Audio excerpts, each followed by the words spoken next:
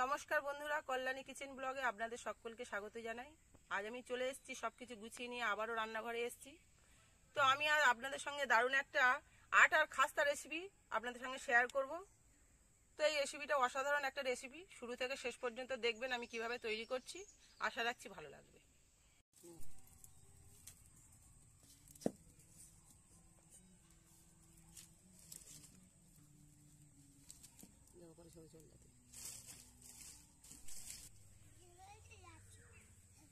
তুমি আসছো? এস, চলে এস। তো কড়ার মধ্যে অল্প পরিমাণে সর্ষের তেল দেব,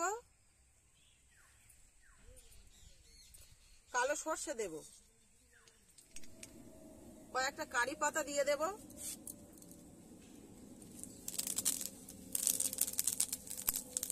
জল দিয়ে দেব। বন্ধুরা, জলের মধ্যে আমি অল্প কিছুটা লবণ দিয়ে দেব, 1 চামচ আদা কুচি দেব, আর কিছুটা চিলি ফ্লেক্স দেব, আর একটু মৌরি দেব। এবার এই আটাটাকে অল্প অল্প করে দেব, আর আমি নাড়তে থাকবো। একসঙ্গে দিলে ডেলা পেকে যাবে, তাই আমি অল্প পরিমাণে করে দেব।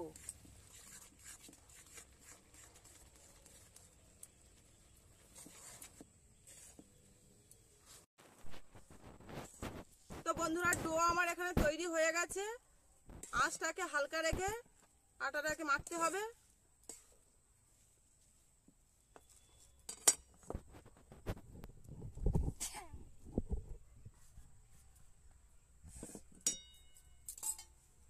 তো এটাকে কিছুক্ষণ ঠান্ডা হতে দেব।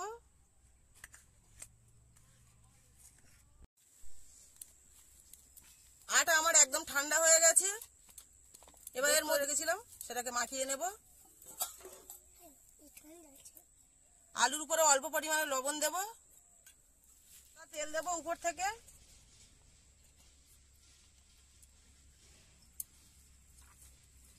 সবগুলো একসঙ্গে ভালো করে মাখিয়ে নেব।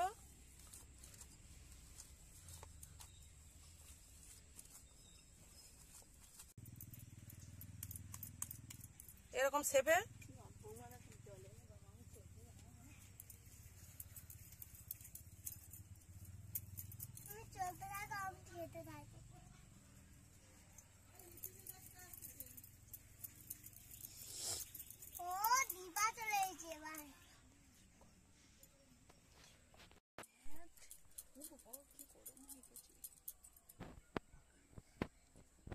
তো এইভাবে আমার ডোগুলো সব তৈরি করে নিতে হবে।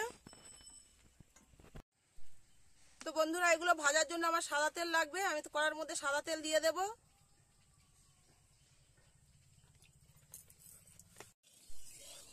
তো তেল আমার এখানে গরম হয়ে গেছে। এবার আমি এগুলো একে একে ভেজে নেব।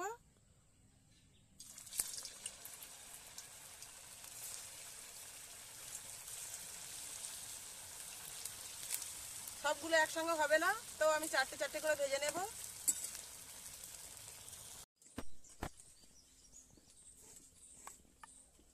তো বন্ধুরা, এগুলো একটু ভালো করে উল্টে পাল্টে ভাজা করবেন।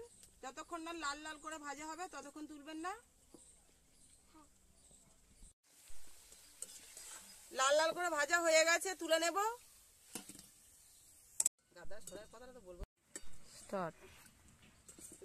তো বন্ধুরা, আপনারা চাইলে এই রেসিপি চায়ের সঙ্গে খেতে পারেন। বিকালে যদি চা থাকে আর এই রেসিপিটা থাকে তাহলে পুরো জমে যাবে। চপ সিঙ্গারা লাগবে না এই রেসিপি থাকলে। খুব কম সময়ে কম খরচে কিন্তু এই রেসিপিটা তৈরি করা যায়।